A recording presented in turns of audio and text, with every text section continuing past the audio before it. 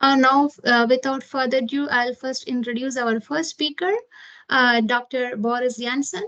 Boris works as tenured associate professor of soil chemistry at the Institute for Biodiversity and Ecosystem Dynamics of the University of Amsterdam in the Netherlands.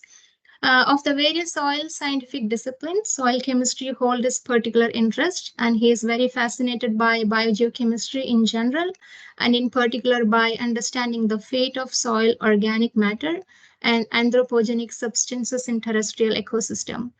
And here are some of the primary research questions on which his research group focuses, such as how does the chemistry of soil and sediments regulate the transport, transformation, and preservation or degradation of such compounds? How is this chemistry altered by natural or human-induced changes? What are the implications for the functioning of ecosystem, and how can we use this knowledge to optimize the ecosystem services rendered by the soil?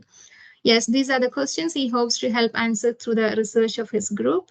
And thank you for agreeing to give the presentation on the talk today. We are very happy to have you here. Now the floor is yours. You can share the screen and begin the presentation. Boris, yes, thank you. Thank you very much. I'll try to share the screen. Let's see. I hope you can see it now. Excellent. Yes. Okay, so I will be talking about some of the work from the ElectroBio project that has been conducted in by my group, or in a work package under my group's leadership in collaboration with several other projects within ElectroBio, focusing on opportunities and risks related to the use of bio-based fertilizers to close nutrient loops. And let me see, there we go. Very brief introduction. I don't think it's really necessary with this crowd, but I'll share it with you nonetheless. I mean, it's always good to take a step back and wonder why we are doing what we are doing. And the inspiration, of course, for ElectroBio came from the grand challenges or the issues that we are facing with multiple planetary boundaries on our planet Earth, specifically the ones dealing with biogeochemical flows or flows of phosphorus and nitrogen. This picture is from the planetary boundary concept by Johan Hogström that was published, I think, already 15 years ago. It's been updated twice since. But already in the original, we saw that on various levels, we are surpassing the safe operating space for humanity. And those include the phosphorus and nitrogen cycles, mainly because of our linear use of these two nutrients, which is leading to all kinds of issues. And you see this illustrated briefly here. We see the population trend and the nitrogen use during the last century, during the 20th century. You see basically an exponential increase in both.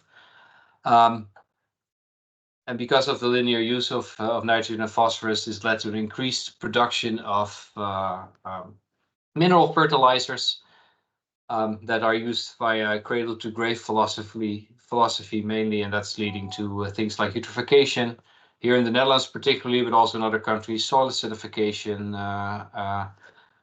all kinds of effects on biodiversity.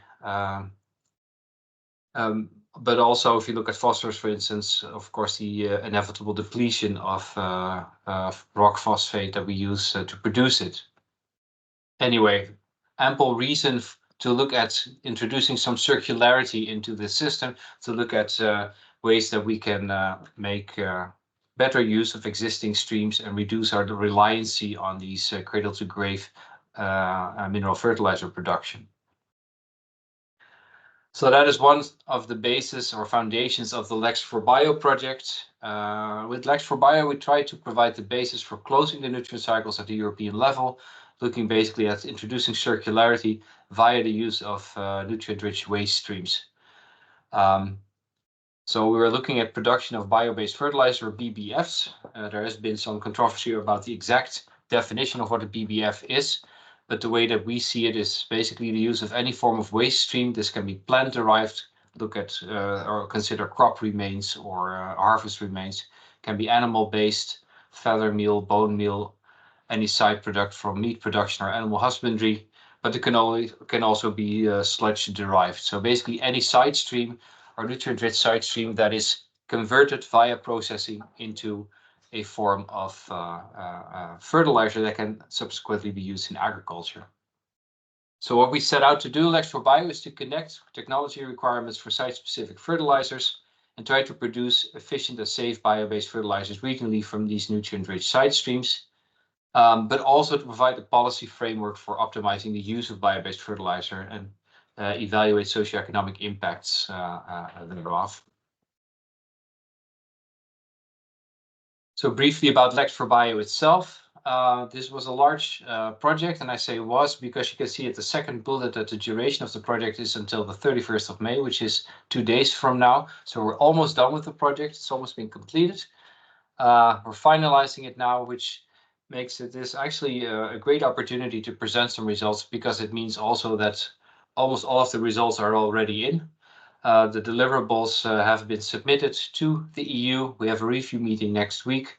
So there's ample data and information available also for your perusal. I can only show a very small part of what we did in the project today, but if you're interested in more, then please do visit our website at www.lex4bio.eu, and you see it on the slide here. But like I said, it was a large project. We had a total of 21 partners in 14 countries, spanning the entire width of the European Union. A budget of about 6 million euros, and we had a consortium including research institutions and universities like my own, but also small and medium enterprises and industrial partners.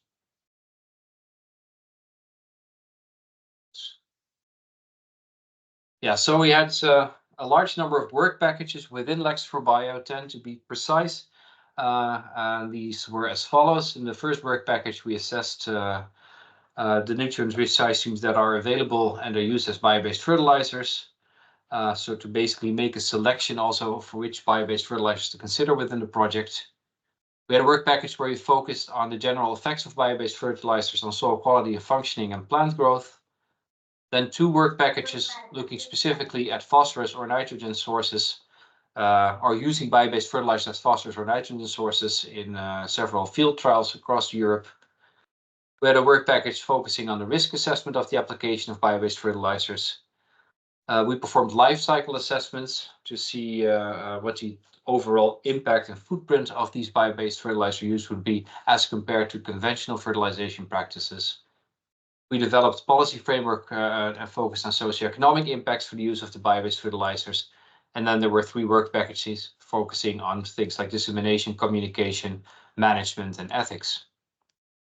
Now that's quite a lot, and with the 30 minutes that I have, I cannot present all of that, so I will be focusing on one of the work packages, and unsurprisingly, that will be the one that was led by us in collaboration with several other partners within the project, where we focused on the risk assessment of the application of bio-based fertilizers.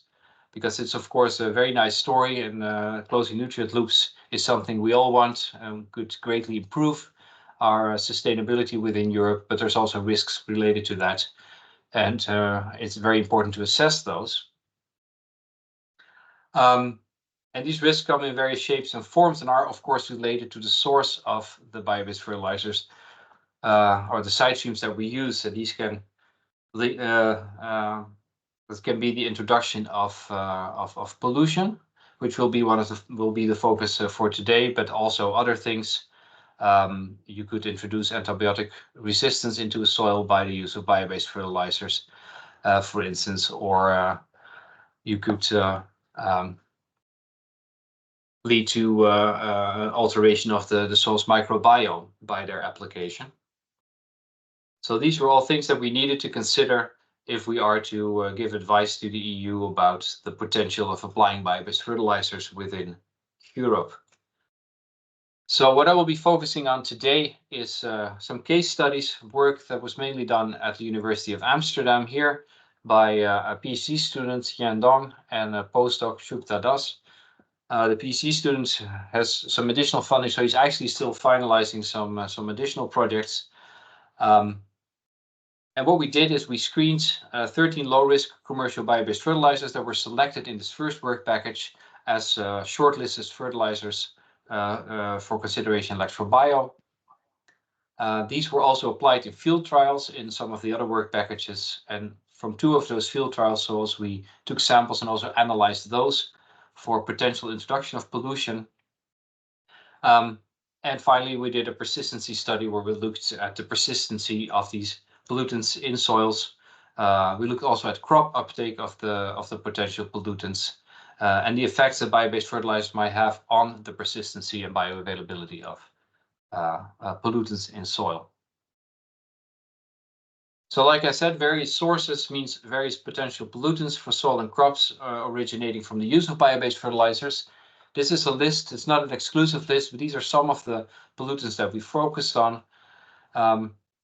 Pesticides, pharmaceuticals, PCBs, PAHs, dioxins, furans, PFAS, of course, very hot topic at the moment, but also plastics and microplastics were considered.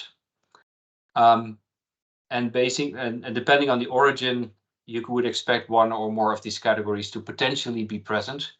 Here I have an overview at the right-hand side of the slide of the various origins that we had for our bio-based fertilizers. So they were either plant, animal, or sludge derived, and they underwent some form of pretreatment, either calcination, pyrolysis, or hygienization before or during the process of their production. And again, the ones that we considered within the scope of our work package were all commercially available bio-based fertilizers. And what I will be focusing on in my next few slides are the ones, or these two categories of pollutants, the pesticides and the pharmaceuticals. There's a wide range of pesticides and pharmaceuticals that could be introduced via the use of bio-based fertilizer or could be present in bio-based fertilizers. You can imagine that if you use harvest remains, that pesticides might be present, that if you use animal-based materials such as bone or feather meal, that pharmaceuticals used in veterinary medicine might be present. There's a lot of veterinary medicine or compounds used in veterinary medicine such as anti-inflammatory drugs or antibiotics. So it's important to screen for those, and that is what mainly my postdoc and PhD student focused on.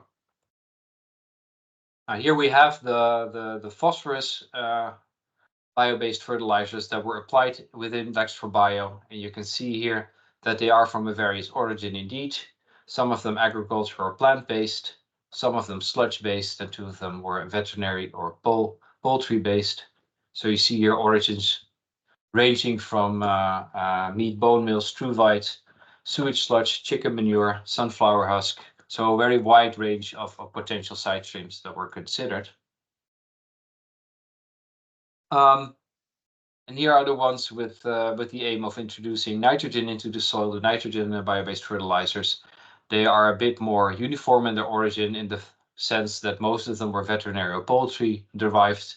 Again, a wide range of origins ranging from chicken manure, feather meal to horn meal, blood meal, and several other sources. And we also had one plant-based bio-based fertilizer that we considered.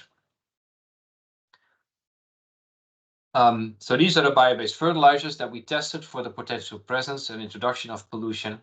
And then we took 2 field trial soils from the several field trials that were used within the project. These are field trials from the geographic extremes of the transect across Europe that was covered by Lex4Bio. So we have a soil in Finland and a soil in Spain that were both used in these trials. They were both on a barley and wheat crop rotation. And as you can see, they have varying soil scientific characteristics. The one in Spain has a finer texture, more clay and silt than the one in Finland, which has a slightly coarser texture. Soil organic matter differed between the two, with more soil organic matter being present in, or soil carbon present in the Finnish soil than in the Spanish soil, but even there still almost 2% carbon present. And also their pHs varied, with the Spanish soil being slightly alkaline and the Finnish soil being slightly acidic. So we thought it was a nice representation of the different climatic zones, but also different edaphic conditions to look at the effects of bio-based fertilizer application. And as said, I'm presenting the results of the pollution research. These field trials were also used to assess the efficacy of the application of these bio-based fertilizers. Do they indeed provide the same nitrogen and phosphorus input as a conventional fertilizer would, etc., etc.? That's beyond the scope of what I'm presenting today, but that information is available in publications and reports that you can find via the website. But focusing once more on the pharmaceuticals and the pesticides, I have here a general workflow of how we identify them. And the reason I'm including this is because it's not so straightforward to test and analyze these compounds. Because ideally you want to screen for a wide range of potentially present compounds. And these are compounds that can have a very strong interaction with your bio-based fertilizer matrix and with your soil matrix via adsorption or other interactions with, for instance, the organic matrix present in a bio-based fertilizer. Imagine that you have a bio-based fertilizer from animal origin with a lot of lipids present. If you then have a pharmaceutical, then it can, or a pesticide, it can very strongly bind to these lipids. And if you want to detect it and quantitatively analyze it, you will need to get it out in a reliable and reproducible way. And if you want to do that for multiple compounds, that is quite a challenge. And that's something that my PhD students worked on for quite a long time, in fact. So the general workflow is as follows. You have the sample pre-treatment, milling, grinding, freeze drying, that type of thing. And then the sample extraction, which is a crucial step. And we use the catchers-based approach for that. Catcher stands for quick, efficient, cheap, effective, rugged, and safe. And basically it consists of a combination of vortexing, shaking, ultrasonic treatment to separate these compounds from their matrix and make them available for subsequent separation and analysis on, in our case, an LC QTF tandem MS system for separation and identification. So first step was to do a targeted analysis where you look at compounds where you have actual standards for and see if you can find those compounds back. And for that, in order to see if our methodology was working, we spiked several BBFs with a mixture of almost 100 pesticides and pharmaceuticals, applied our methodology, which we took from literature, and saw and checked if we could find them back in the amount that we had spiked them. And our initial results were unsatisfactory. We only got a low recovery of these compounds in our analysis. So this methodology needed improvement. And we tweaked it, and especially the catchers setup, we added several steps to that to make sure that we got the compounds out at a higher recovery. And eventually we're able to co-extract all these almost 100 pesticides and pharmaceuticals in a single run, reaching recoveries between 63 and 82%, which are deemed acceptable. Although we had 63 to 82% of the compounds in acceptable recovery range, I should say. So it's difficult to get everything out purely quantitatively, but we were able to get the great majority out in an acceptable recovery range. And applying this then, and this work, also the methodology description has been published by us. But applying this then, we found the following results. We found that most bio-based fertilizers contain low levels of pharmaceuticals and sometimes also pesticides, but very few compounds were detected. And if they were detected, they were at very, very low concentration ranges. You see the overview here in this table. Mainly ibuprofen and its degradation product 1-hydroxyibuprofen. So this is an anti-inflammatory drug that you can also take as a human if you have a headache. This was also found, it's also given to animals in quite large quantities. And we found that back in several samples in the nanogram per gram range. So this is a very, very low concentration. This is well below individual member state thresholds of what is considered safe. But we did find it in several or in some instances. Then we moved on to the soil analysis. Also for the soil analysis, we needed to test our methodology, and were able to find that it was functioning in a satisfactory way. For these two field trial soils that I described earlier, the one in Spain and the one in Finland. Here we focused on 35 compounds of interest, including pesticides, pharmaceuticals, and transformation products, again in a targeted analysis, so using standards for each individual compound. Again, we're able to co-extract the pesticides and pharmaceuticals and get an acceptable recovery for the compounds that we tested.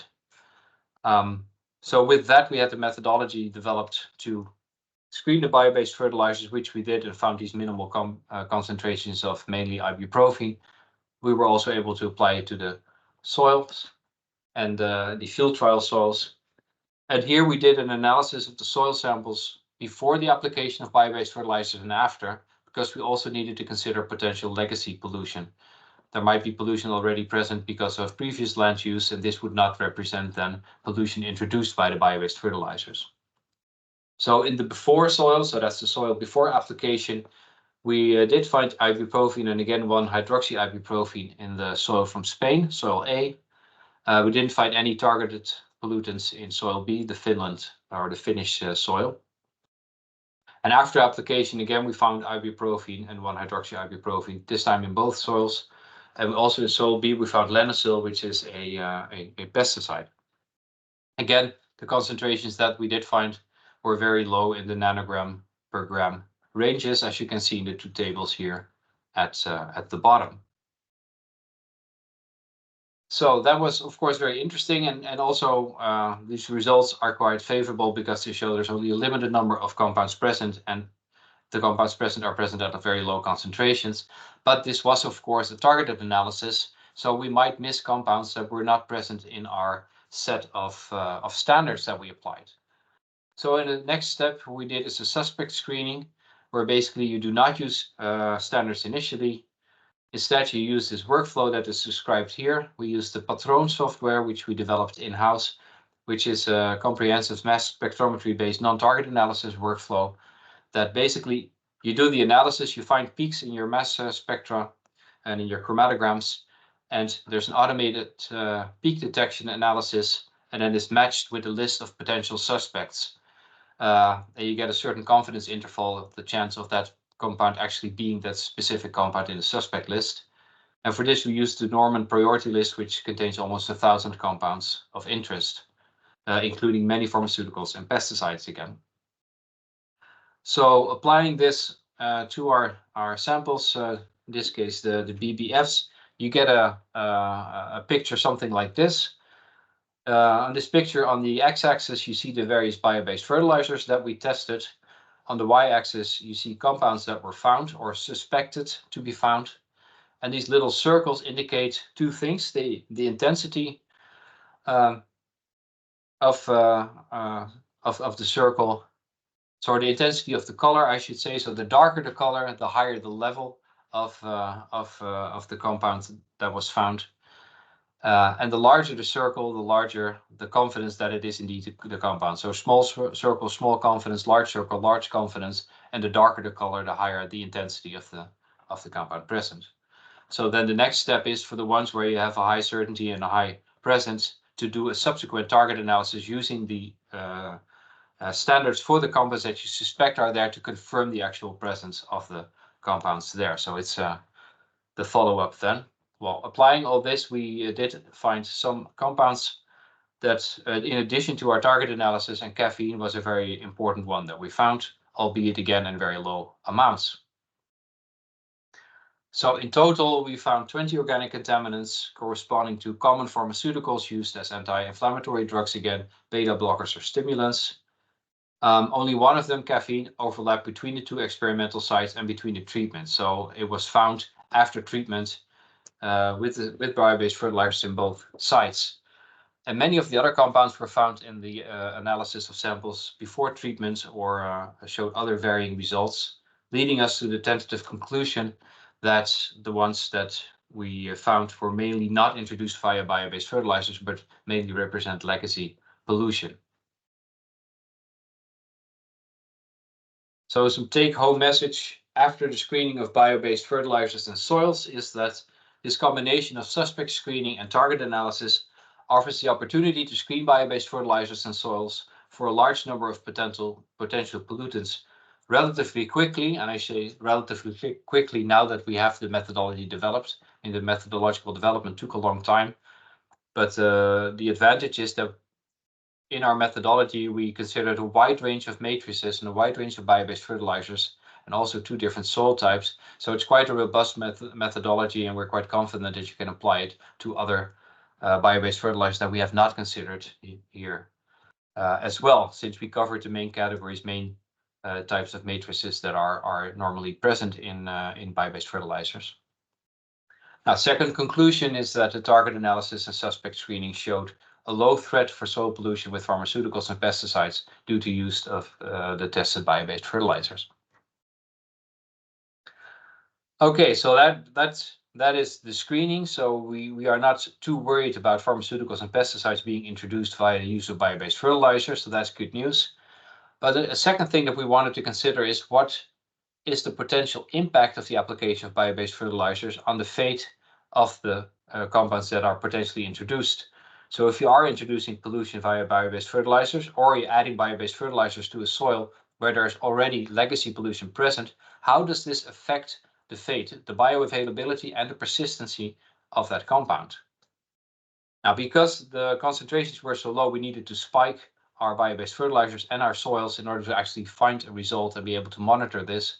So what we did is we added a pollutant mixture directly to the soil, and we added a pollutant mixture to two types of bio-based fertilizers that we then subsequently added to the soil. So you have pollution introduced directly and via a bio-based fertilizer then going into the soil, and then looking at what does this do with the degradation and the bioavailability of the compounds that we are introducing.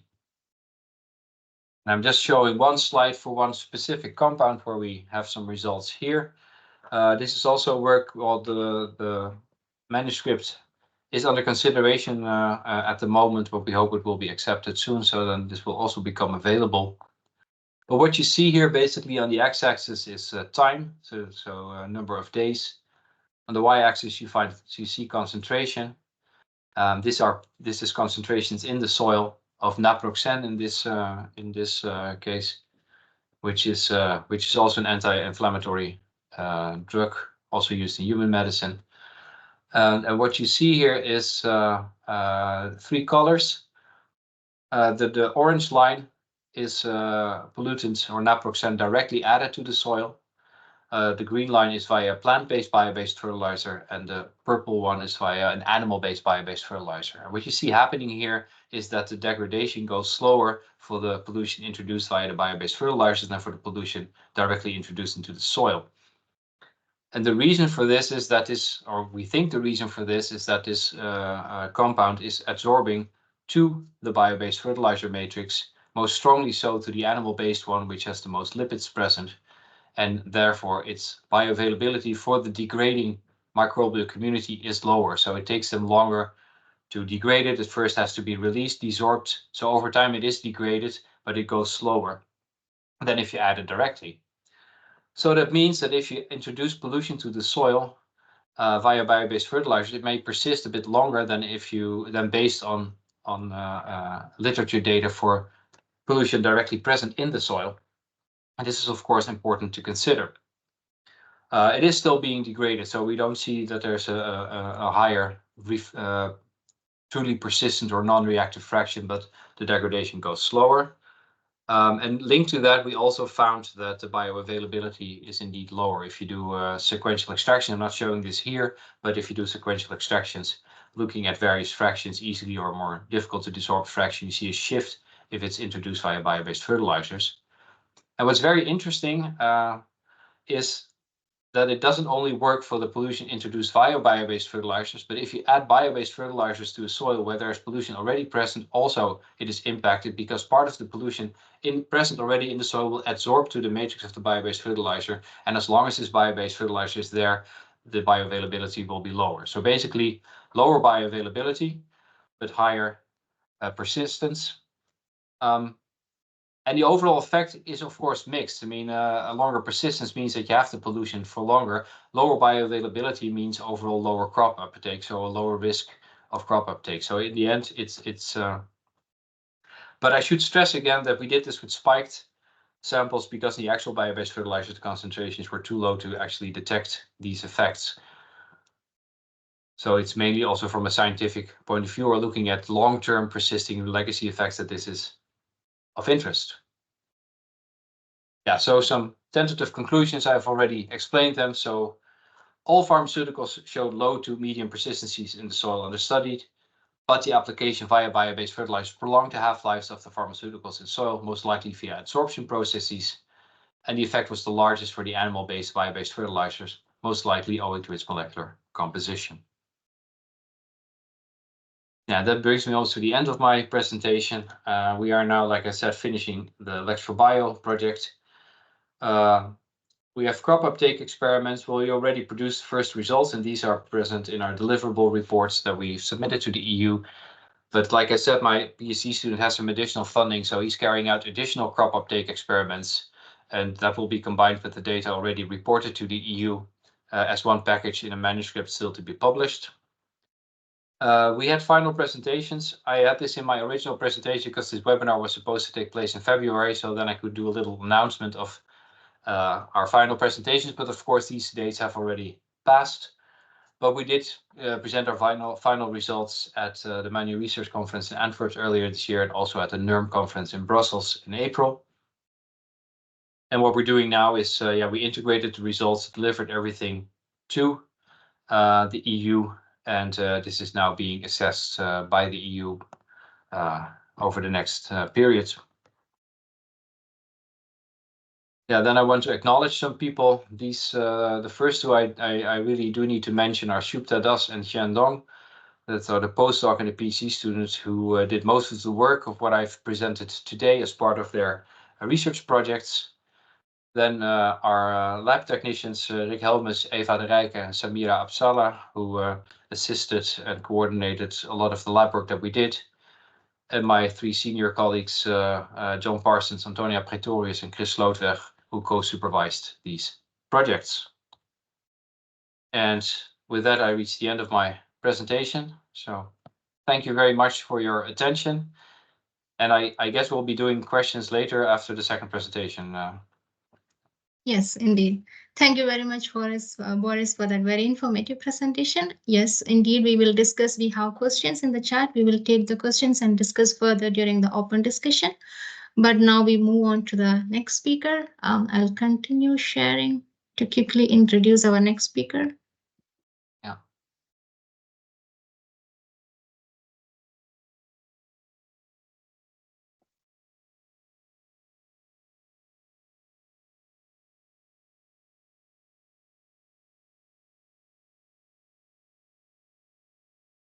So our next speaker is Professor Dr. Jacob Sarner. Jacob Sarner studied landscape architecture and planning and agrobiology at the University of Natural Resource and Life Science, Vienna, Boku in Austria. And then he graduated in landscape architecture and planning in 2008, and he received his PhD in 2012 in agriculture from Boku for developing and applying a methodology to study nutrient dynamics in the vicinity of plant roots at 100 micrometer scale. And then he worked as a postdoc and senior scientist at Boku and the Montaigne University, Leoben, Austria. And in 2022, he joined as a professor in Justus Liebig University, Gießen in Germany. And Jacob's current research focuses on sustainable and resource-efficient strategies of plant nutrition, spanning the recycling of nutrients like phosphorus and boron from waste streams, crop fertilization strategies for enhancing crop resistance to biotic and abiotic stresses, and enhancing crop phosphorus acquisition by selecting cultivars with high carboxylate exudation activity. And again, thank you for accepting to give this presentation today, Jacob, and over to you. You can now share your screen and start your presentation. Okay, thanks very much, Nimisha, for this nice introduction. Yes, I'll share my screen.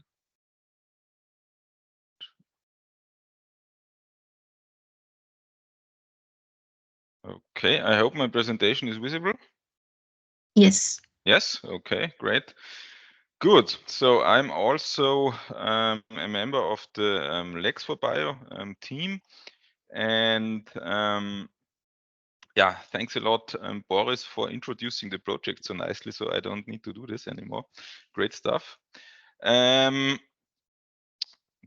So another part of fertilizer quality is, of course, how do fertilizers actually perform? Are they efficient nutrient carriers for crop production? And I'm going to talk about two aspects of this today. First aspect is fertilization efficiency. So is the nutrient supplied to a crop plant in an efficient way? In this study, we used conventional fertilizers like triple superphosphate as a reference fertilizer. This should be usually done in field experiments, of course. For practicality, that's often done in pot experiments also. So I'm going to show you some data on both of these aspects. Where what is known and what is clear is that for phosphorus, the availability from the fertilizer first very strongly depends on the chemical form of the phosphorus contained in the fertilizer, and of course also on soil and fertilizer properties like soil pH, soil texture, soil fertilizer granulation, but of course also, for example, precipitation or water availability for dissolution of the fertilizer material. A second aspect is that I'm going to talk about is fertilizer compliance testing. So fertilizers, before going onto the market, need or are usually checked for their conformity with legal regulations. The EU published or introduced a new revised version of its fertilizer product regulation in 2019.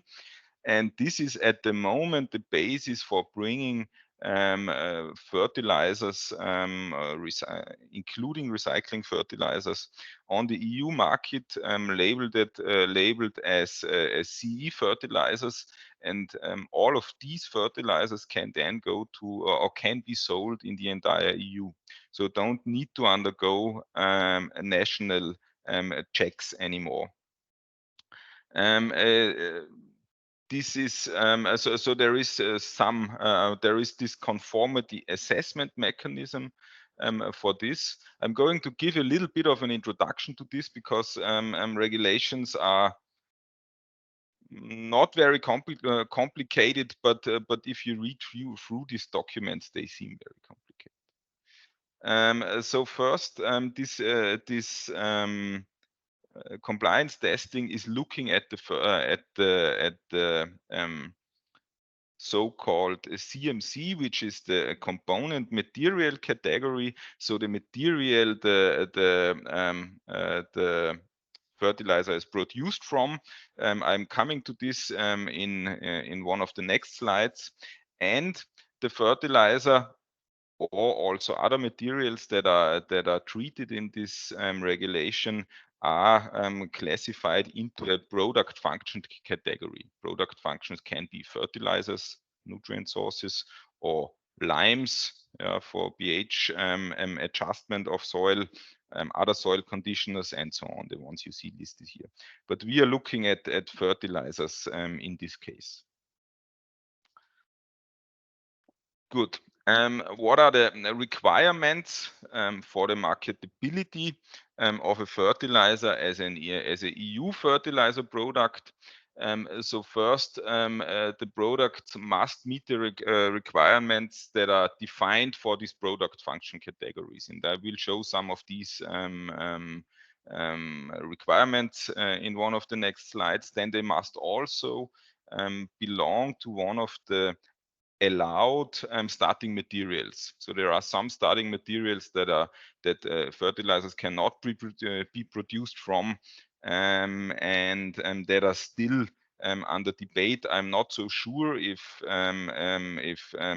animal byproducts are already allowed. There was a discussion ongoing. I'm not so sure what the status is. Same goes for sewage sludges. However, some of the of wastewater and sewage sludge derived products are already allowed in this regulation. Then products must be properly labeled. I mean, that's a technical thing and relatively easy to do. And the fourth point is there is a assessment procedure that is set up so that these requirements are determined, so the requirements of point 1 and point 2. What are actually these requirements for the product function categories? It's about total phosphorus content or total nutrient content in this case for organic and organomineral fertilizers. That's also organic carbon content that matters here, and also of course contaminant or pathogen thresholds that are laid down in this regulation. And for the CMC requirements, it's similar. It's about contaminants again, and here it's also about which materials are actually allowed as starting materials, feedstock materials for fertilizer production. If we just look at what phosphorus contents must be met, we have here 3 types of fertilizers. Unfortunately, I cannot move my mouse onto that screen. So, here it is. So I have my mouse also. So there are 3 product function or overall product function categories here: organic fertilizers, organic mineral fertilizers, and inorganic fertilizers, which is defined by the organic carbon contents. And you see that there are also some subcategories, solid, liquid, and very important is also the minimum phosphorus content as P2O5 that is laid down for a material to actually be a fertilizer. Interesting in this is, and I'm going to come back to this at the end of the talk, is there is no solubility requirement. So there is it's laid down that there must be, I don't know, 2% in many cases phosphorus in the fertilizer, but it's not said that this is actually needs to be soluble or solubility needs to be tested in any way. Interesting is also that there was a solubility requirement in the previous regulation. Yeah. There is one exception to this. If an inorganic fertilizer should be named a mineral fertilizer, then you have a solubility requirement. Then you need, then the fertilizer needs to be have a greater solubility than one of these solubilities given here in these extractants. But that doesn't prevent the fertilizer to be, or the material to actually be declared a fertilizer, albeit it cannot be named mineral. Good. Here are the current materials that fertilizers can be made from. One would be virgin materials or substances. For example, rock phosphate would be one of those, which we make our conventional phosphorus fertilizers from. Plant parts, composts, microorganisms, and so on. So a range of materials, and many of these are, of course, materials that allow the recycling of phosphorus containing substances as a fertilizer. Which was also so the enabling and advancement of this recycling was also one of the important aims of this updated fertilizer product regulation that we are looking at here. Good. Most of this I have said. What is important here, or what I wanted to show as an example, let's put it that way, is that in the previous regulation there were quite a lot of quite specific solubility requirements that are now not longer in place. Good. What are the aims of the working part of Lex4Bio that I would like to present? So I was what you see here are the overall project aims, as you can find them on the Lex4Bio homepage, and one of those is to determine the phosphorus fertilizer requirements and develop compliance methods for optimizing BBF use, phosphorus BBF use.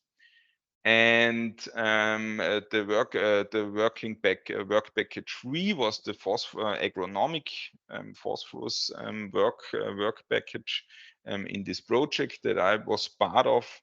And here we did test the fertilization efficiency of mostly fertilizers that are on the market, and we tested and recommended compliance testing methods.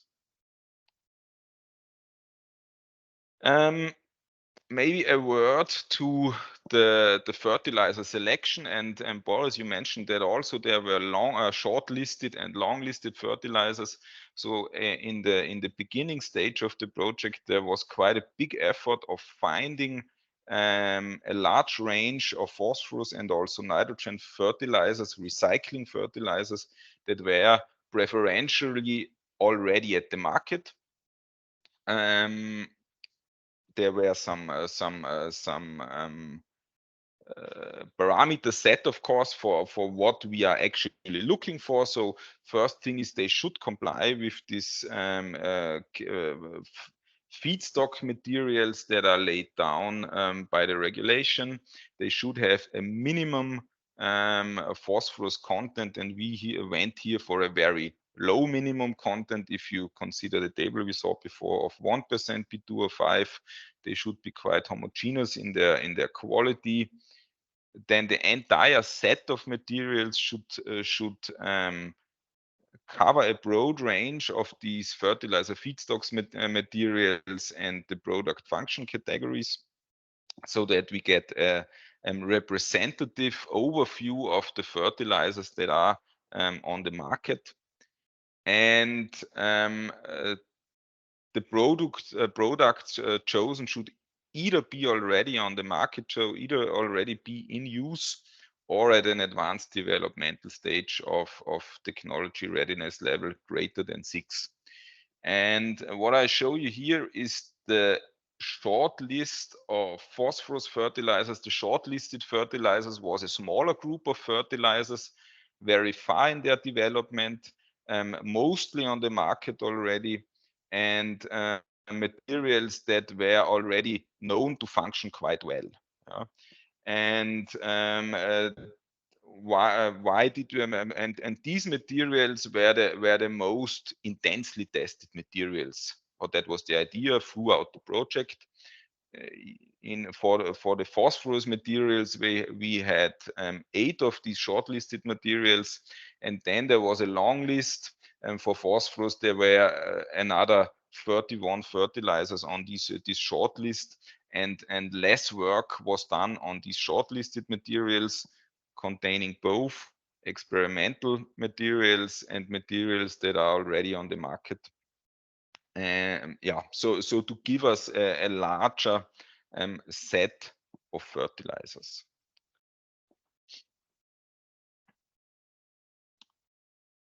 Good.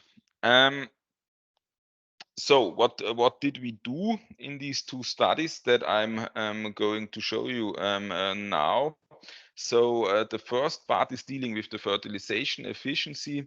One important step there was to actually determine which phosphorus forms, chemical phosphorus species, are contained in the materials. That was done using XANES spectroscopy at the Canadian Light Source in Canada.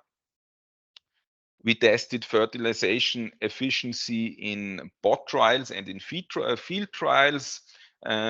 We had 5 field trial sites in Finland, Austria, Hungary, France, and Spain, growing crops for 2 seasons. And looking at the immediate fertilizing value and also the residual phosphorus fertilizer value in the first or after 1 year of, or in the second year is the most correct way to put it, in the second year of after fertilization. With the major crops grown in these countries, which were winter wheat, maize, winter barley, and sunflower. And we also did bot trials at 3 sites, not 4 sites, in Finland, Austria, and Switzerland, with the entire set of fertilizers, and so both for short and long listed fertilizers. And crops here were spring wheat, spring barley, and ryegrass. And with this, we then evaluated the efficiency of these fertilizers. I also now tell you what we did in work 2. So in the second part of the study, we used as a number of these compliance testing methods. First, the ones that are part of the EU fertilizer product regulation, water extraction, and neutral ammonium citrate extraction, and some alternative methods that we considered promising based on our previous experiences and also based on literature. This was a bicarbonate extraction, an iron bag extraction, electro-ultrafiltration, and DGT. Very briefly, I touch on how they work. So the extractions, or let's say that the chemical extraction, including the bicarbonate extraction, are just you put some fertilizer in an extractant and shake them and see what's solubilized. Relatively simple. The iron bag extraction, the photo is also coming up a bit later. Here we put fertilizer into a aqueous solution, fill the membrane tube with iron oxide, put this iron oxide filled tube into this solution, and the idea was that this iron oxide then takes up the phosphorus in a sorption process, simulating a little bit what plants roots are doing. Electro-ultrafiltration, also a photo coming up, is a quite specific method that's using an electrical field to extract nutrient ions from a soil suspension, but is actually used for soil nutrient status evaluation in the sugar industry. And DGT is something that is quite similar to iron bag extraction. So also a solvent that is used to take up phosphorus, however, not in a solution, but in a fertilized soil. Good. Let's come to the results. What I first would like to show you is which phosphorus species we found in these fertilizers. This matrix shows you on the y-axis here the major species. So the number one phosphorus species that was present in all of the materials. These abbreviations are the individual materials. And here we have the fertilizer class, which is a classification that we use that is based on this organic, organomineral, and inorganic scheme that I showed you earlier, but that is a little bit more detailed. What do we see here? First, we see that in the struvite there is struvite. I mean, that was quite obvious and clear, but also necessary to confirm. Then what do we also see? We have some calcium phosphates, monocalcium phosphates, and dicalcium phosphates. And we have also quite a range of hydroxyapatites, tricalcium phosphates, and iron phosphates, which can be considered quite insoluble, and we will also see that later that those are the ones that are a bit lower in their fertilization efficiency. Interestingly, we also had one fertilizer where phytic acid, so an organic phosphorus form, was the major phosphorus species. That's a fermentation product from bioethanol production, where mostly maize and wheat grain is used for bioethanol production. And in these, so in grain, phosphorus is mostly stored as phytate, so phytic acid. Good.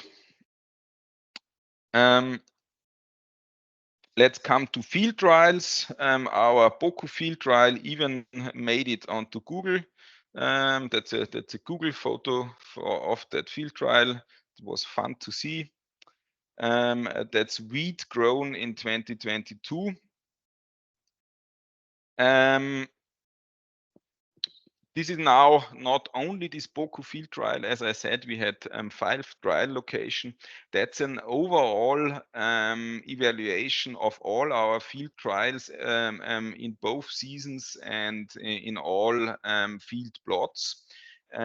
We have one parameter here that we always used as a comparative parameter, that is the mineral replacement value, MRV. This is a measure of how much triple superphosphate a fertilizer can replace.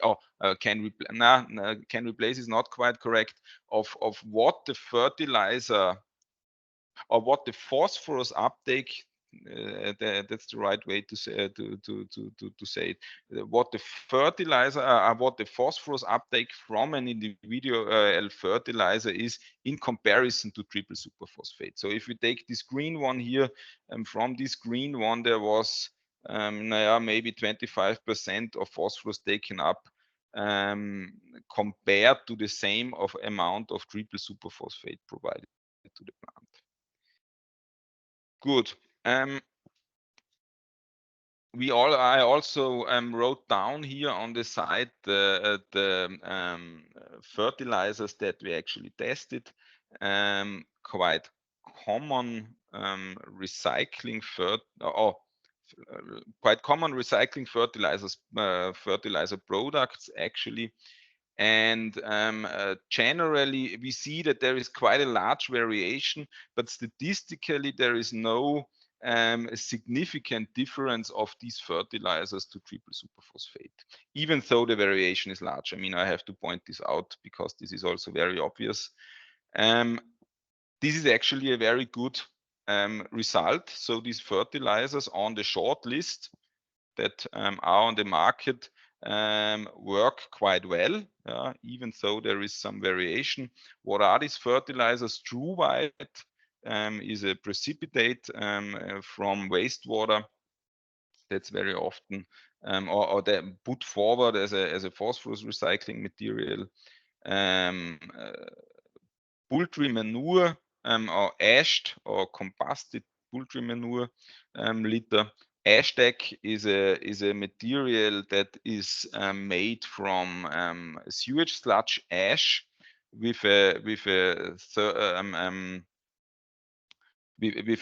secondary treatment to reduce the heavy metal content.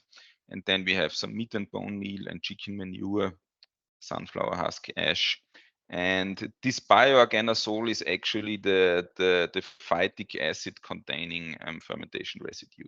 So in the field trials, those worked quite well. Here is another aggregated view of these field trials.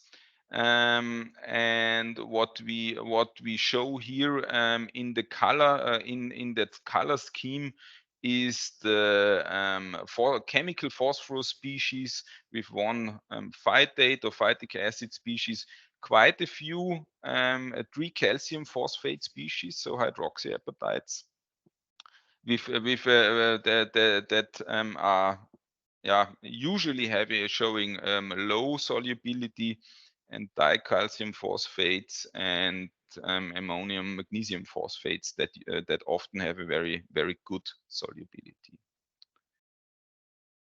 Good. Let's come to pot trials. maybe to point that out, here in this photo, we photographed our reference fertilizer treatment. So the triple superphosphate we not only provided at one level, but at various levels to also get a phosphorus response curve and to verify that those soils and those crops in those years were actually phosphorus responsive. We see this response here very nicely for this BOKU trial. We did this in all the bot trials, but also in the field trials.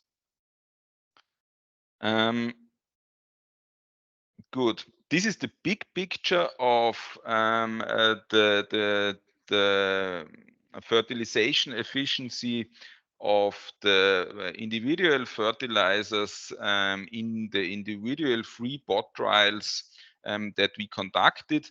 Again, plotted as plotted with the coloring of the fertilizer species, of the chemical species, and you see that there is considerable variation in these trials. One trial did not show a lot of significant differences to the triple superphosphate, which is here this dotted line. But the trial in Switzerland and the trial in Finland actually did show some variation. And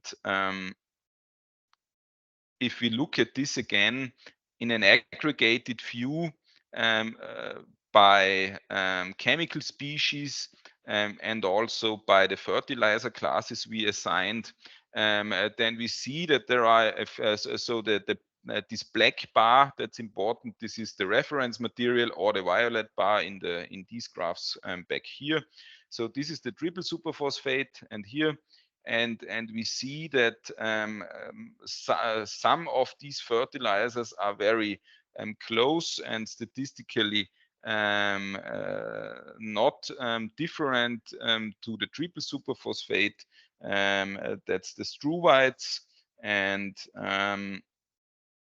the ammonium phosphates, the ammonium calcium phosphates, and the dicalcium phosphates.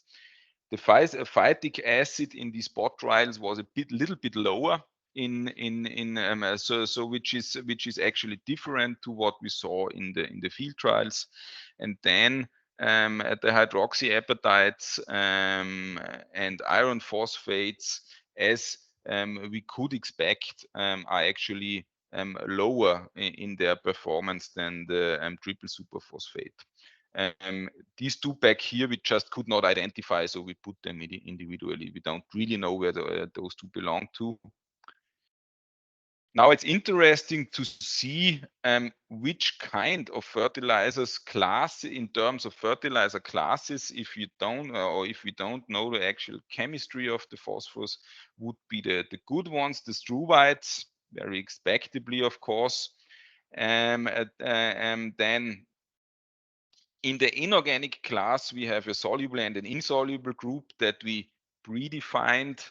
And the more soluble group is here also close to the triple superphosphate, whereas especially the organic fertilizers and pyrolyzed products, so biochars, show the lower and significantly different performance compared to the triple superphosphate. Good. I think I need to get a bit quicker. So maybe I don't talk too much about these two pictures. That's these iron bag extractions that I mentioned before, and this EOF extraction with a bit of a complicated apparatus. Let's not go into the details of that one. What I talked about before was compliance testing. So how do we make sure, or how could we make sure, or let's put it differently, how could we reliably test in a quick chemical assay the fertilization value of these products? We see here the individual extraction results that we got in our methods. What is maybe first interesting to look at is these top graphs here, these histograms, where we what is plotted here on the x-axis is the percentage of phosphorus that we could extract. Water extracts only very little, expectably, and so this makes it this alone makes water not a very promising candidate as an extractant.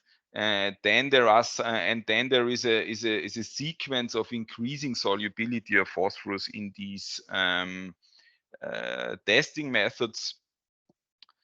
What we also see here, there is no real normal distribution, which would be statistically an advantage.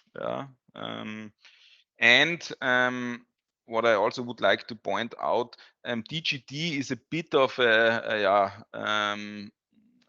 is not really part of this comparison, as you will see later, because it's not really possible to set threshold values just due to how the method is working. Good. So we use these data to do correlations with the fertilization value that we observed.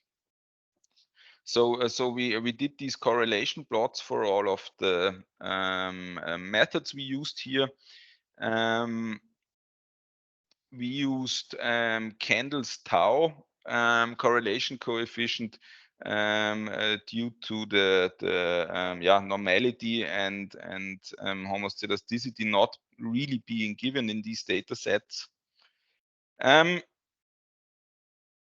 What do we see? Water does not have a very high correlation coefficient, and also water is very strongly clustered to one side, with some of the materials being highly soluble, which is not a very good situation if you want to test something.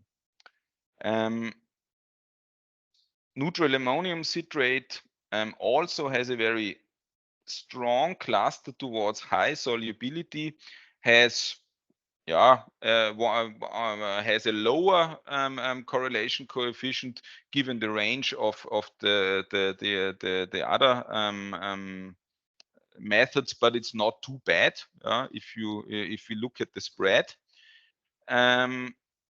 What's important to note is that this neutral ammonium citrate and the H2O extraction are the two extractions that are actually used in the fertilizer product regulation. For this, of course, it's very interesting to look at what those do or how well those do perform. Electro-ultrafiltration works also similarly well to the neutral ammonium citrate, however, with a better spread or and with less clustering compared to neutral ammonium citrate. The iron bag extraction and the bicarbonate extraction have the highest correlation coefficients if we exclude DGD. And as I said, DGD is interesting on the one hand, but on the other hand, technically a bit hard to handle. So this iron bag and bicarbonate would also show quite a good correlation. Good. So what did we achieve here? We were able to build a correlation between the actual fertilizer value as determined in the pot experiments. That's very important to mention here, and the chemical extractability of these products for a very big range of different chemistries, and actually generally quite a big number of individual fertilizers. The next question is, for such a compliance test, you don't only need something that really that predicts your availability value, you also need a threshold value. So you need a value to make sure here we are at this point we have well-performing material, and at this point we have a not so well-performing material. So how could we determine this?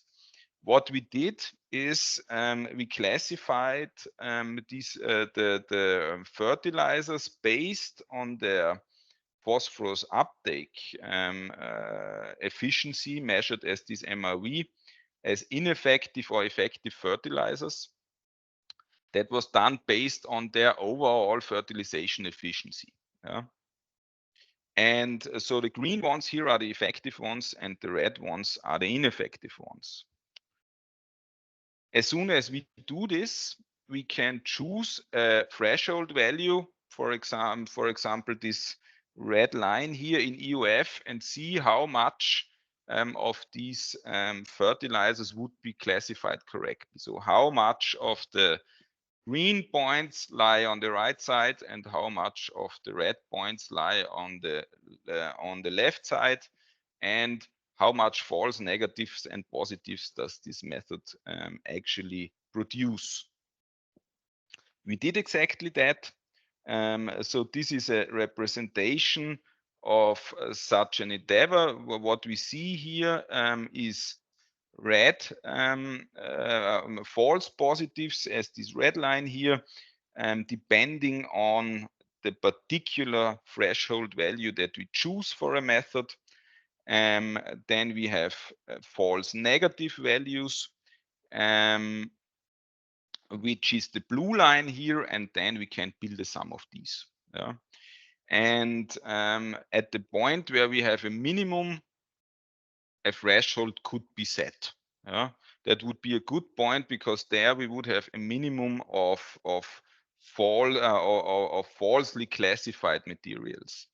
If we see this here, I mean, also in this regard, the water extraction is not very promising. A threshold value would be around here somewhere. Yeah. For the neutral ammonium citrate, this would be in the range of 60% total extractability. Here we have the minimum for this method. And actually, the EUF and the iron bag, and also the bicarbonate extraction method, would provide the opportunity for lower amounts of misclassifications in this set of fertilizers, with some specific threshold percentage that we could set. And what's also important is that this threshold percentage has a certain width, because if we need to make a very sharp cut, then the chance to misclassify is also big. So for example, this EUF has here a relatively narrow gap, while for example here bicarbonate would be here would have a relative or a bit wider gap of around 10%. Good. We can look at this as a table again, and also together with the correlation values, think of what we could choose as a good compliance testing method, if we were to also include solubility in such a compliance protocol. Water, for the reasons I mentioned, is not very good, so let's not go with this one. The neutral ammonium citrate is interesting. What we need to point out here is that 4 of the misclassifications, 4 of the false positives, are actually iron phosphates. Iron phosphates were among this data set are known to have low phosphorus solubility and would not be considered very, very good phosphorus fertilizers. This to keep in mind. So if we would exclude them, the number of misclassifications would be lower. Speaking in favor of this method is that it's very widespread and widely used. EUF has a similar performance to NAC, also with a low number of misclassifications, so would be also interesting. and iron bag and bicarbonate extractions are actually also good methods. I'm coming to an end. Okay. So the summary, as a summary, if we look at the fertilization efficiency, is we see that these shortlisted fertilizers that we had in the field experiments showed a good fertilization efficiency similar to triple superphosphate, as we actually expected, and showing that phosphorus recycling is ready for going on the market. There are a few countries in Europe that are pushing strongly to phosphorus phosphorus recycling being implemented. Germany is among them, but many don't. So actually, phosphorus fertilization. Recycling is something that we really can do well. Meanwhile, then many of the long-listed fertilizers that we only had in the pot trials also performed similar to the pot trials. So there are many other fertilizers that are quite good. However, pyrolyzed or organic products that contain hydroxyapatites or iron phosphates are less efficient and should maybe not be fertilizers, or should be further developed to become better fertilizers. The aspect 2 I was talking about, the fertilizer compliance with EU regulations. I forgot to delete the national here. It's about the EU regulations. So the NAC method that is actually in the fertilizer product regulation already is a good method, with the exception that it does not classify iron phosphates well. Alternative methods actually would exist that also do good, but if we have a good method, we can also just stick with it. I mean, there is I don't see a problem with that. Fertilizer solubility is currently no criterion for marketing of fertilizers on the EU market. So the question is whether this should be a criterion. What would speak in favor of this being a criterion? More soluble phosphorus fertilizers are just better fertilizers and reduce phosphorus losses to the environment. So for this, it would actually be good. But of course, if we would have solubility thresholds, this would stop some fertilizers going on, of some materials going on the market, and some phosphorus resources from being actually used. So the recommendation that we were asked for in the call, and that we came up with in the Lex for Bio Work Package 3 team, was to use the neutral ammonium citrate method with a threshold of 60% total phosphorus solubility, should this be desired. Good. With this, I would like to thank you for your long attention to my talk, and I would like to thank all these contributors that were working on this, especially Alicia Hernandez Mora, who did a lot of the lab work and was the lead scientist, I would say, here, and also Olivier Duboc, who was strongly involved, but also, of course, all the others. And what I would also like to point out, there was some funding going into this that was, in addition to the EU, from the federal state of Lower Austria in Austria, and also from the Canadian Light Source. Thanks a lot. Thank you, Boris and Jakob, for this nice presentation. And I will now moderate the discussion related to these presentations. And like Boris said, the Electro-Bio project will end of May, meaning this Friday.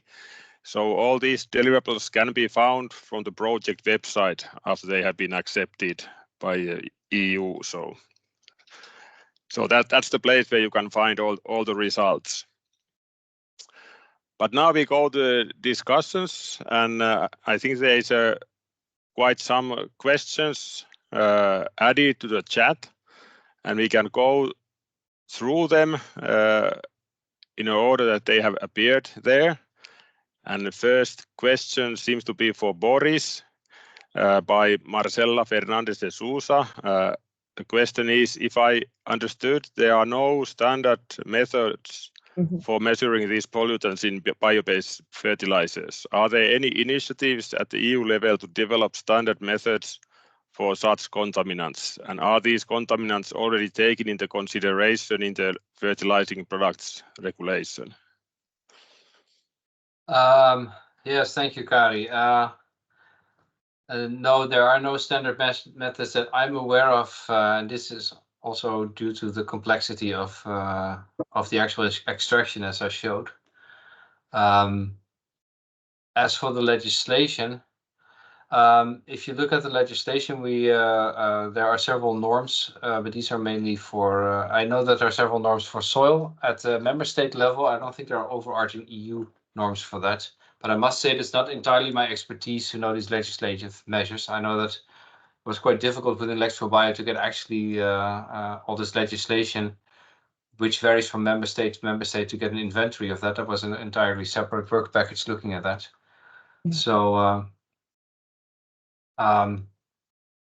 yeah, that's all I can say about that. There wasn't any standard methods other than what we could find in scientific literature, and like I showed, it needed optimization before it could be effectively applied.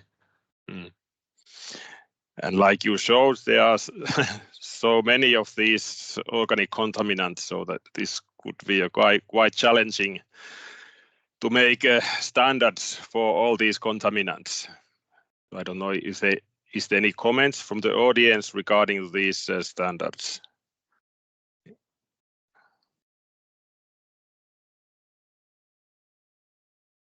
If not, I think this might be then a good chance to make a proposal for starting to prepare these standards. It might take a lifetime to prepare them. So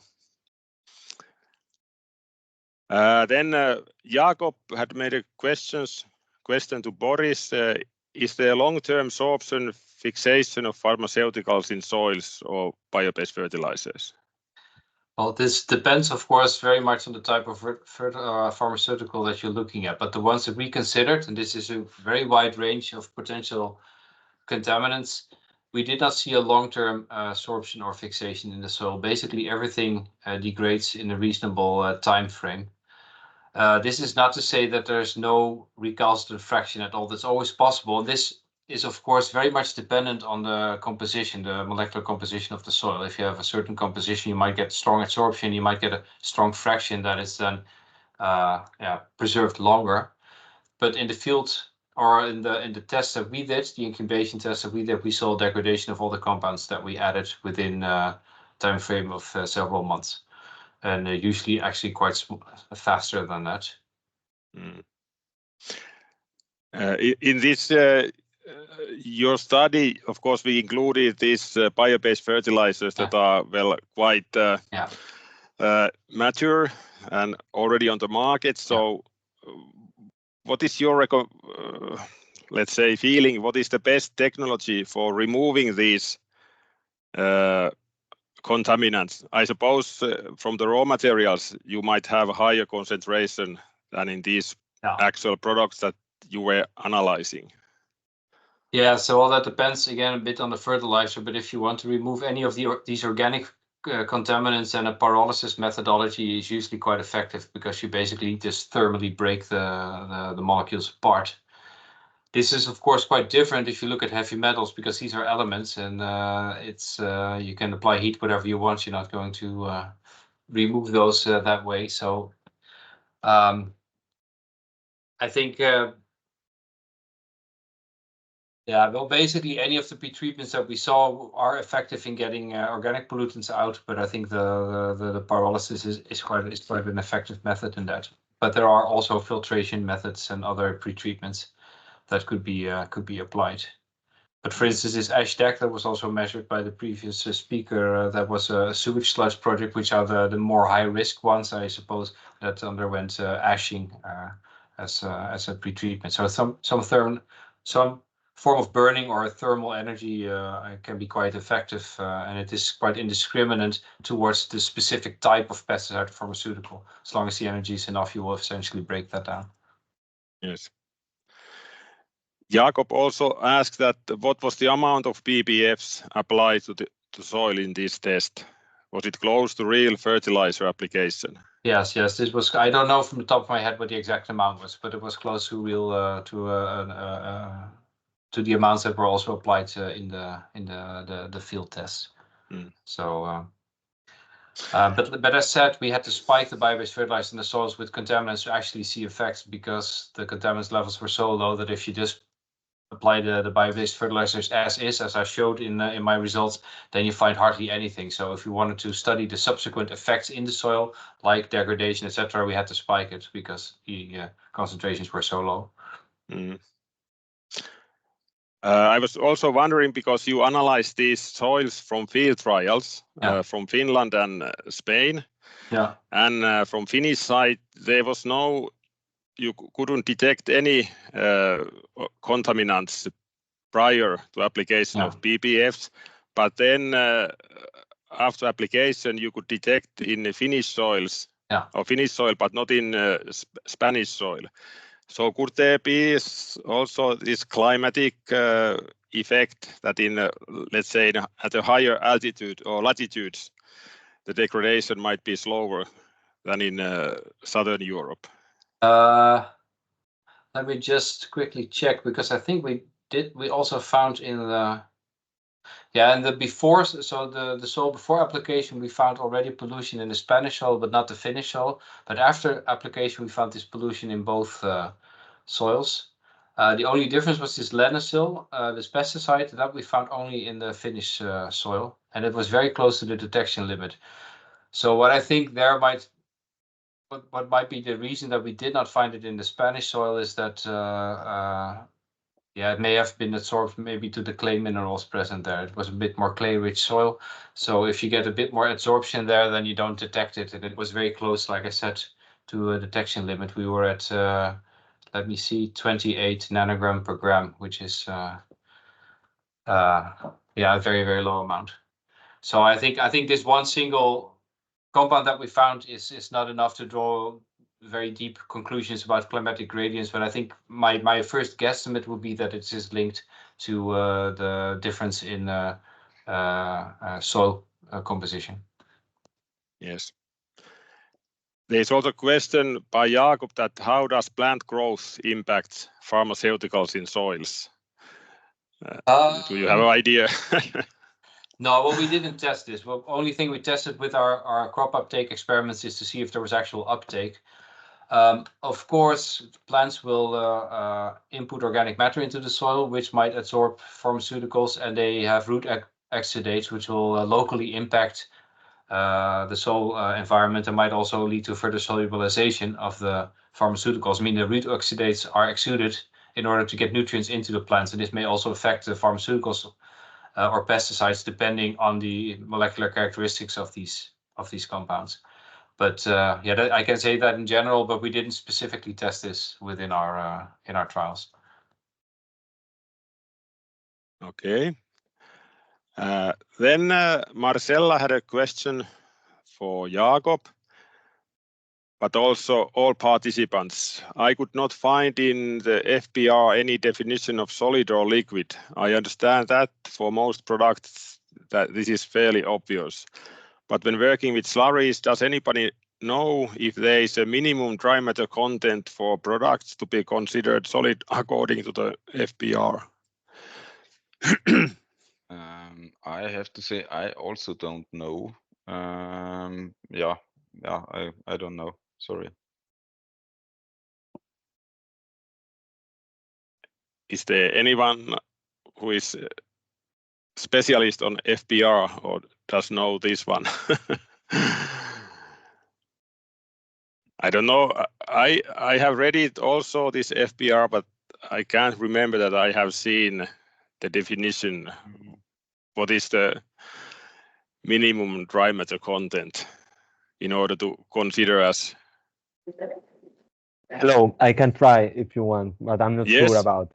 Yes, I'm Antonino from Sun Chemicals in Spain. There is not a strictly direction in the regulation about it, but we took that solid fertilizer must to declare what type of formulation there is. If it's a solid in the form of powder, in the form of pellet, etc. You know, for some. So the liquid ones doesn't have to. So the sludge are considered liquid fertilizers, not solid. This is the line maybe for us on our point of view. I'm not know if there is right or not, but there is our criteria. Maybe just to add quickly, I'm Jan from Fiebel. I just know that IPCC has a definition of solid and liquid, and there it's the threshold is 20% of dry matter.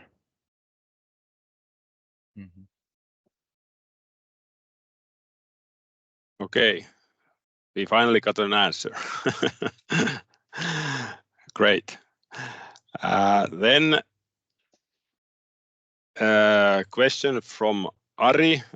If there is no significant difference between recycled phosphorus fertilizers and TSP, which is good, and what about if in certain conditions there is no significant difference between recycled P fertilizer and control, meaning no fertilizer? What can we conclude from this? And this is for Jakob. I mean, if there is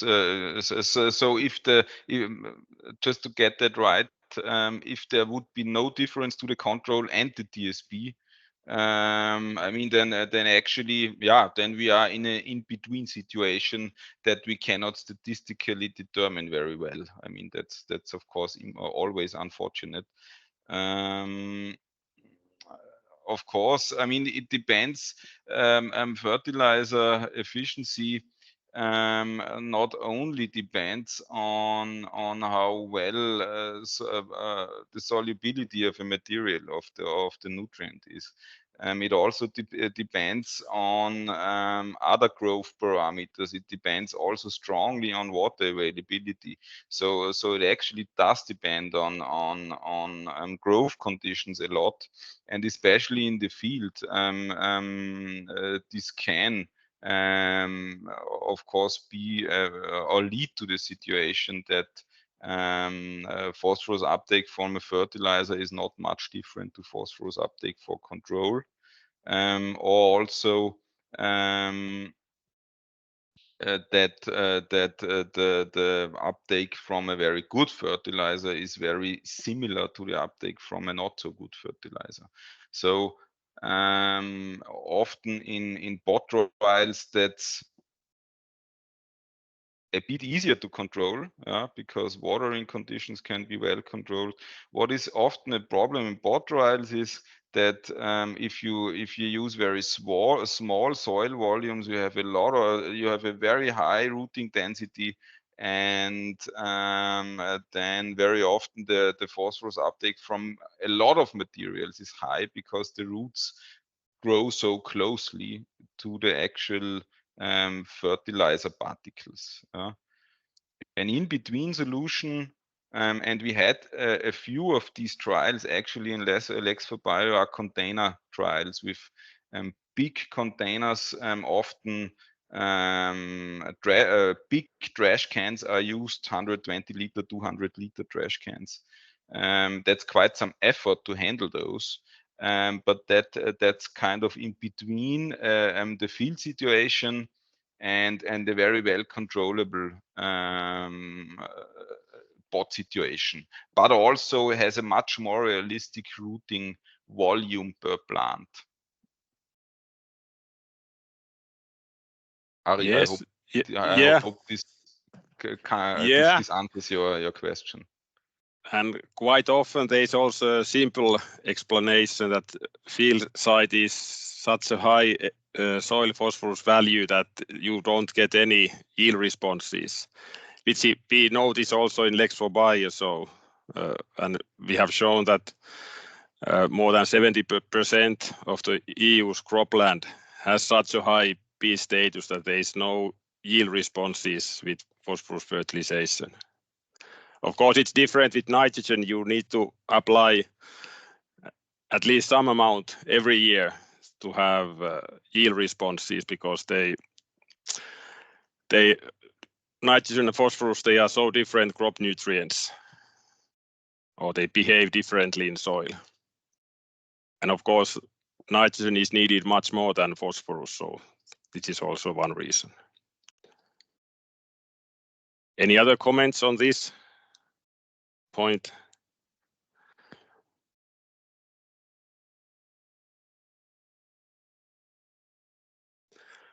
If not, the next questions comes from Kiani Mina. Thank you, Boris and Jakob. How was the concentration of N and B in bio-based fertilizers? The concentration of nitrogen and phosphorus in BBFs tends to be lower compared to conventional synthetic fertilizers. Thus, larger quantities of BBFs are often required. This increases labor and time for application, or more frequent application may be necessary. And current BBFs might require different techniques to ensure proper integration with seeding and plowing routines. Would you, Jakob, or yeah, I can, or do you want to? I can start. Yeah. That's true. So many fertilizers or recycling fertilizers contain considerably less phosphorus than conventional fertilizers. One exception, for example, is True White, which is put forward as a quite good phosphorus fertilizer. Also, that's also something we found. So some products are suitable for granulation and normal distribution on the field. Yeah, it's true that and some materials just need to be spread on the field in larger quantities, but that has been done for a long time now. For example, if you consider direct sewage sludge application, where the phosphorus levels are also not very big, yeah, and this is then usually done by applying a big amount of sewage sludge, up to 30 tons per hectare, which is often put on the field as a layer and then plowed in. But this is, of course, much more effort. So I think that of course the nutrient concentration in the material will be a determinant of how well such materials are received by farmers, because of course that's labor intensive. Yes, that's true. Other comments? No, I think that's that covers it well. Thank you, Jakob. One point here, that when you have to apply a large amount of BBFs, then of course from the losses point of view, especially with nitrogen, it would be beneficial to incorporate it into a soil. If you have to apply on a surface, of course, in many cases when you have, let's say, winter cereals, you need to apply it top surface, and then you might have much higher ammonia losses, for example, as compared to incorporating of these fertilizers. So of course this is, let's say, not good point for BBFs, which you need to apply a lot. Of course, with the mineral fertilizers, you can place those during planting, and that might. But of course, it's the same thing with mineral fertilizers. If you broadcast it, you might then end up leading to nitrogen losses.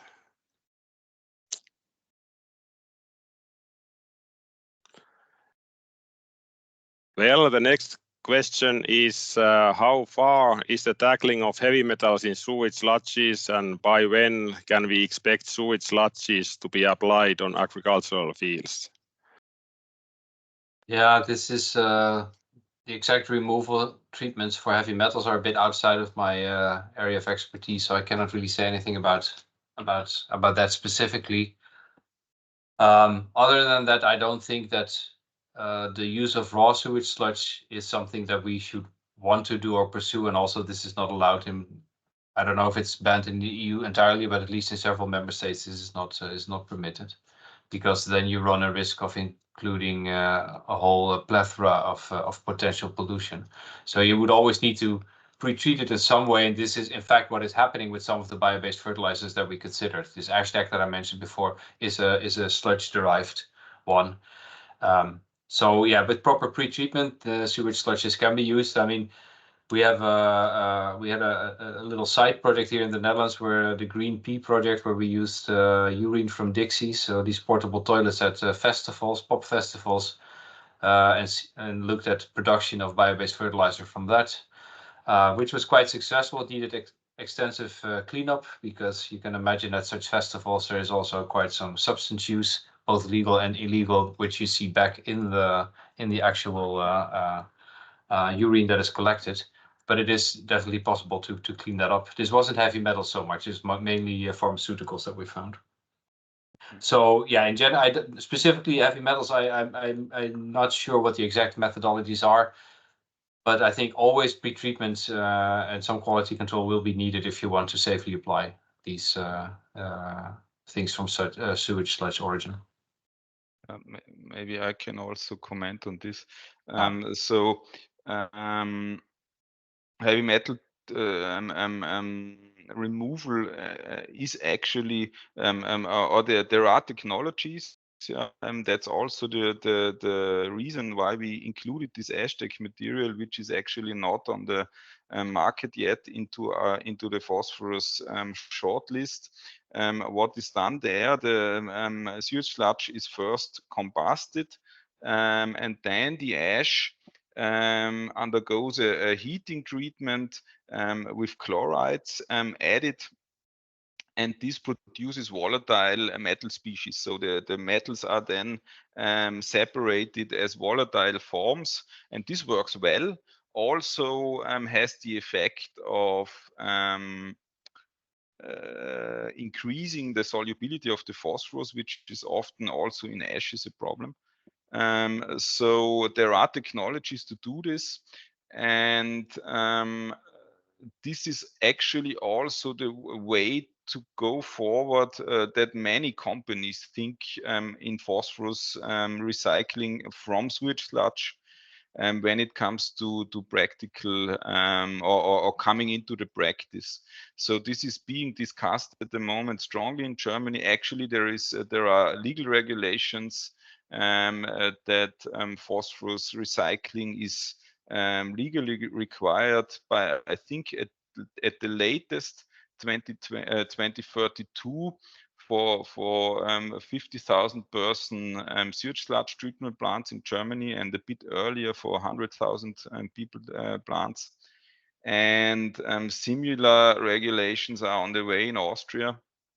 In Austria, I know the situation a little bit better because it's a much smaller country, actually. And there are two sewage sludge combustion plants in planning and under construction at the moment, and there will be some kind of I assume chlorine-based or chloride-based metal removal. The good thing with combustion is only metals. So if the combustion, of course, is if the process is carried out well, then only metals remain as contaminants. Lars, you had raised your hand. Yeah, I would just like to make the comment that there are still several EU countries where sewage sludge is safely applied. Just the example of Denmark, we apply more than 70% of all the sewage sludge. Of course, not untreated. It's all aerobically stabilized or composted. But I mean, and we have this long-term trial where we have now, it's been running for 20 years with an excessive application corresponding to more than 200 years. And we are still haven't reached the ecological limits for heavy metals. And we haven't observed any whatsoever negative environmental impacts on biota or soil microbes and so on.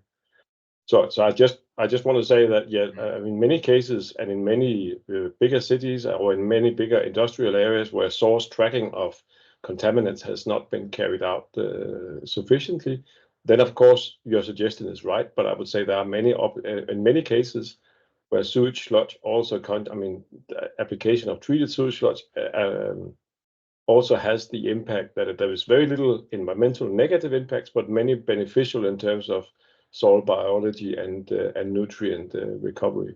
Yeah. Because the combustion, then we for sure lose all the nitrogen. Of course, and we of course also lose all the carbon that's there, and this is also a valuable component. Of course, I agree, Lars. Definitely for large, small sewage sludge plants or wastewater plants, often it's not a problem there.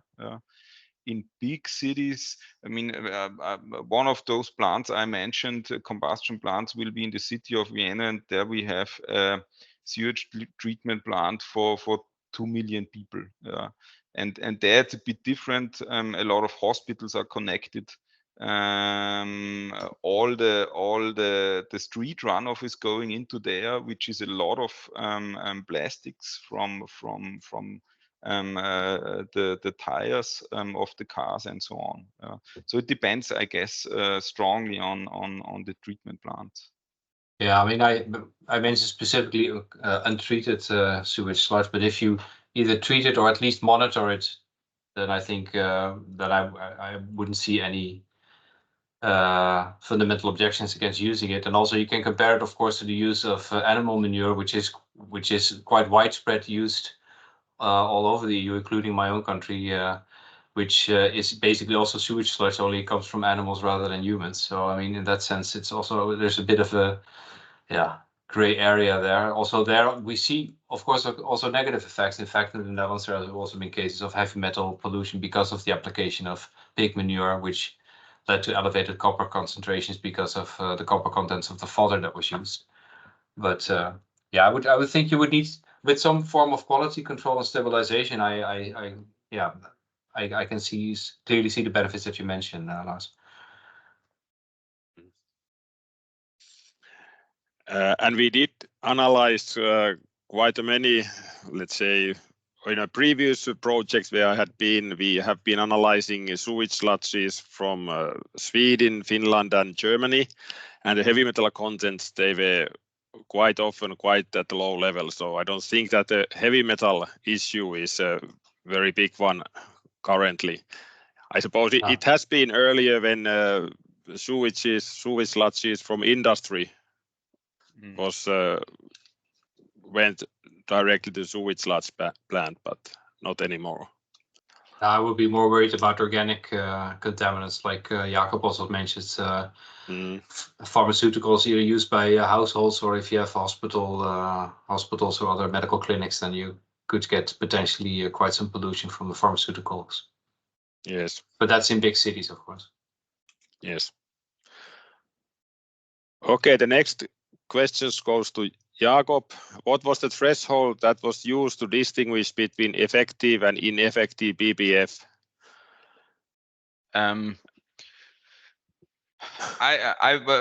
Would this have come up quicker? I would have said I don't know, but I just texted Alicia and she was very quick in replying. So an average mineral replacement value of 60% was the threshold for this. So is the threshold between this red and blue, or efficient and non-efficient fertilizer classification.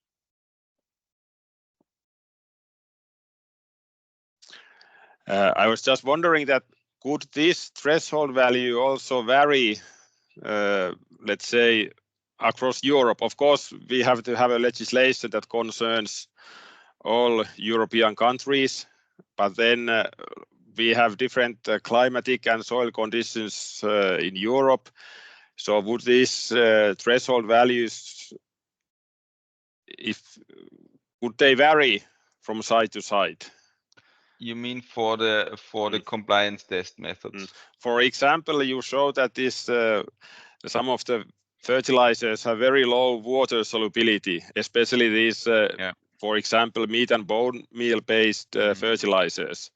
But like in acidic soils, like here in Finland, those are actually quite effective fertilizers. Yes. Although, of course, yeah, that's true. Of course, such consideration, or especially this consideration, we did not really do.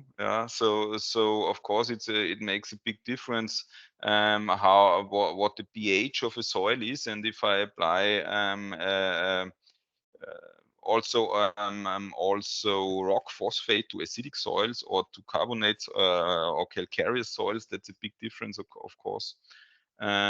This is something. I mean, this is a consideration that then a farmer or the actual applier of the material needs to do, or maybe that needs to be laid down in the advice for how to use the product, or where on which soils to use the product. If it's I mean, unless there are countries where you have really mostly one soil type, I mean, or regions, then you could make it regional. Austria, partly also Germany, is quite diverse in its soil parent materials. So there this would be a bit of a problem, maybe, to really make general recommendation, or include this in such a value. Especially now with these CE-labeled fertilizers, because of course they will have the same neutral ammonium citrate extractable phosphorus. It could be less available, let's say, in Spain, and can be utilized much better, for example, in Scandinavian countries. So this might pose a problem. This is maybe an extra layer of consideration that maybe also the distributor or the producer should actually think of. And which is, on the other hand, I mean, in practical farming consultancies, this is taken into consideration, actually. Okay, we are now at 4 o'clock. I think that we have used our time efficiently.